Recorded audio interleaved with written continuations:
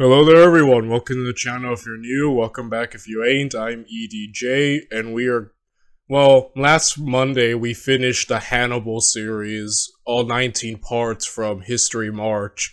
And just to get a little bit more Hannibal, I noticed that, in Historia Civilis' Rome playlist, he has about four of Hannibal's famous battles, so I decided, hey, let's do it. So I'm gonna watch all four for the next few weeks. Yeah, overall, we're gonna get some more Hannibal Barca up in here, so I'm very excited. And, yeah, let's get to this, shall we? I wanna see how Historia Civilis handles telling the battles of Hannibal Barca. So yes, if you wanna watch the original video, link down below. With that said, let us watch this battle of the Trebia River.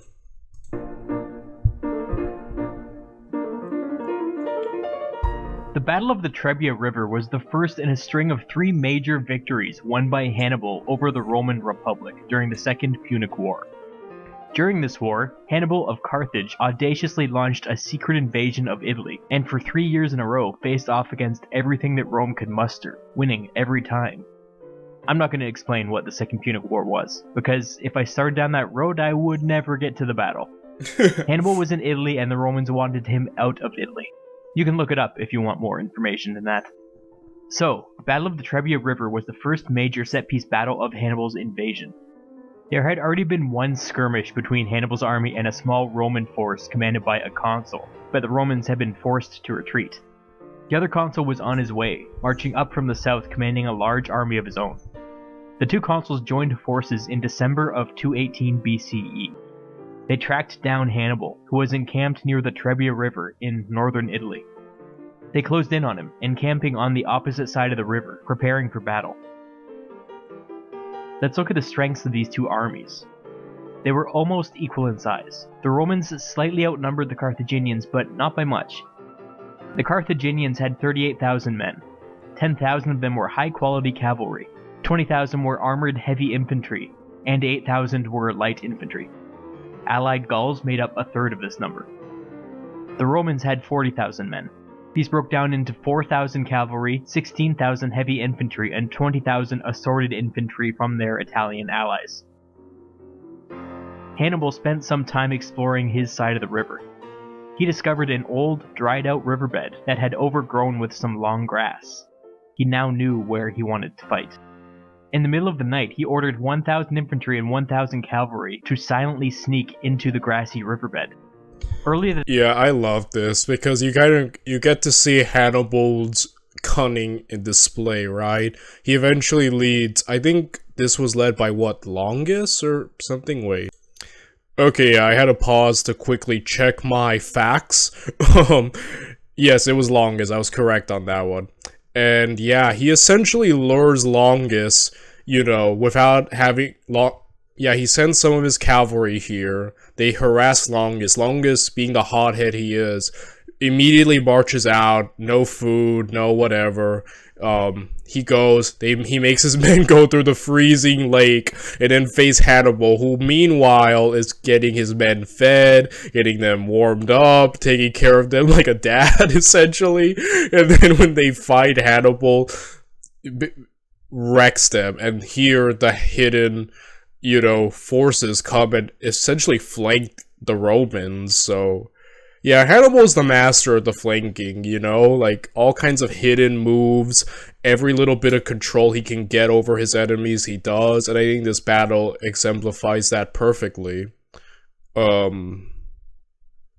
Yeah, overall, just genius. For those of you who are new, I'm a huge Hannibal fan. I love Hannibal Barca. I love him. He's my favorite military commander of all time. Above Napoleon, above Alexander the Great, above Julius Caesar. Hannibal stands #1 in my eyes.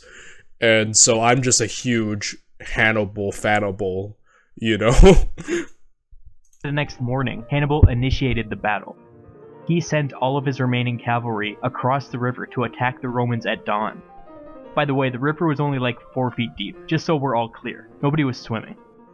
The Romans frantically ran around trying to get people up and ready to fight, but by the time they threw together a meaningful defense, the Carthaginian cavalry was already back across the river.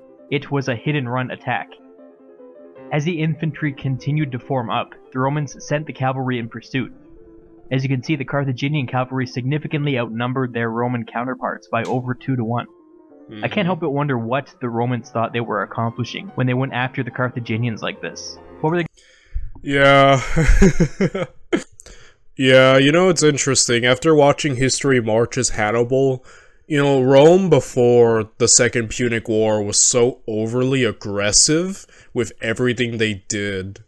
And Hannibal put the fear of God in them, because after Hannibal's many exploits against Rome, they no longer gave him pitched battles like this. They were so aggressive, and you could see that at first, but after losing to Hannibal so much, he's one of the only people who made Rome beyond defensive. So defensive, in fact, that they weren't even giving him battles anymore. So I think that's just a testament, because we know Rome on this channel. Rome is so aggressive. They are go-getters. They are always on the initiative. They are always the aggressors. But after Hannibal got done with them, especially after Cannae, they stopped being that. Like, at least with Hannibal, you know? So I think that goes to show you just like, yeah, this dude is worthy to be called Rome's greatest enemy by some. I'm of the opinion, but then again, Rome has a crapload of enemies, so you know, you could debate that, but like, in my opinion, Hannibal is like, mainly because it's just him alone. Like, you know, Carthage wasn't even really helping Hannibal. They were kind of useless in the Second Punic War, and other fronts of the war, they were losing bad. So it really was just Hannibal beating Rome kind of single-handedly, which just makes him more amazing. What are they gonna do if they ever caught them? It seems to me like somebody gave an impulsive order in the middle of a surprise attack.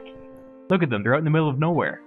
But fortunately, Hannibal wasn't that interested in them right now.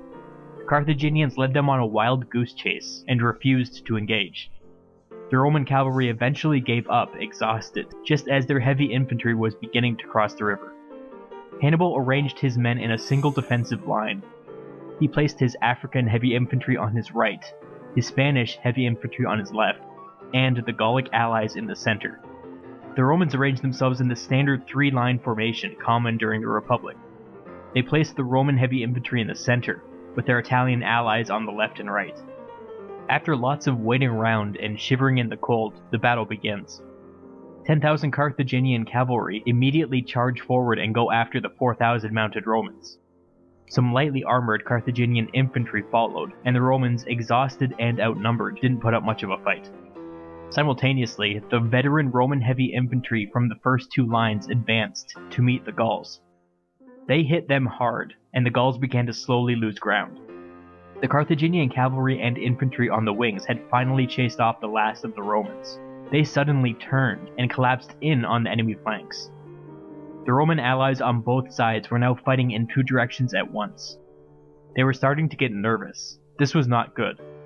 The Roman heavy infantry in the center were oblivious to all of this. They heard the crash of battle all around them, but they thought they were doing great. They were tearing through the Gauls and gaining more and more ground. At this point, as if he planned it or something, the hidden Carthaginian troops crashed out of their grass concealment. 1,000 cavalry and 1,000 infantry charged the Roman rear. Fortunately for the Romans, they still had an uncommitted third line, who turned to meet the enemy. This was enough to stop the Carthaginians in their tracks, but as you can see, the Romans were now fighting in all directions at once. But finally, the Romans had a major breakthrough. The heavy infantry in the center, still oblivious to what was going on around them, finally cut through the last of the Gauls. They were now on the other side of the enemy, with no orders. I don't even know how to describe what happens next. They made it through the Gauls, and then they just kept going, and going, and going. Oh man, here it is. They could have turned back and easily wreaked havoc, right? But legend has it they're still going to this day. But it is amazing, like, obviously through these graphics, right, we kind of think, oh, they should all be able to see each other, but like in real life, there are thousands upon thousands of men, and these big battles, like the right flank, the left flank, the center, like, it's not like they could just look around and see what was going on a lot of the times, right? So it's like almost always like separate battles in one giant battle going on. You know, how's the left doing? How's the right doing? How's the center doing? It's like, yeah, it's like multiple battles happening at the same time sometimes, you know, in one battle. Of the Gauls. Going. And going. And going. I don't know if this was cowardice or stupidity, but they just kept going forward right off the edge of the map. When they arrived in the nearest town, they started telling people that they won the battle. Maybe those meatheads actually believed it. I don't know. The Roman allies, who were already fighting on two fronts, finally clued into the fact that they were being attacked from the rear as well. This was too much for them. The units started to ignore orders, and everything kind of broke down into a free-for-all. The Carthaginians closed in and easily finished the job. The Roman third line made a heroic last stand, but were eventually overwhelmed. The Romans lost a lot of men. By lot, I mean at least 20,000, probably more like 30,000. It was a disaster. The Carthaginians lost around 5,000 men, and most of them were Gauls. The funny thing is, after such a resounding victory, these losses were easily replaced by new Gauls flocking to Hannibal's banner. What I want you to take away from this battle is how well Hannibal knew his enemy. You know that saying, no plan survives first contact with the enemy? It doesn't really apply here, does it? If you go back and look, Hannibal's plan accurately predicted almost every move that his enemy made. Only two things didn't go exactly according to plan. First, he probably didn't anticipate that the Romans would have a third line available to meet his ambush. But at that point, he had them surrounded anyways. Second, I'm sure that he'd hoped that the Gauls would hold their own against the Romans. But in the end, it worked out, because they inexplicably removed themselves from the battlefield. During the next campaigning season, Hannibal would do it all again at the Battle of Lake Trasimene. Stay tuned for that. Yep. The dude literally wiped out... How many Romans did Hannibal kill in the overall? Like, nearly 100,000? Like... And he did that alone with his battles. Like, he's insane. He's like the ultimate Roman slayer, man. Like, you have to give it to Hannibal. The man's a genius. And I can't wait to see the Battle of Lake Trasimene next, which I'm gonna jump to right now. I'll be seeing you all in the next one. Bye, everyone.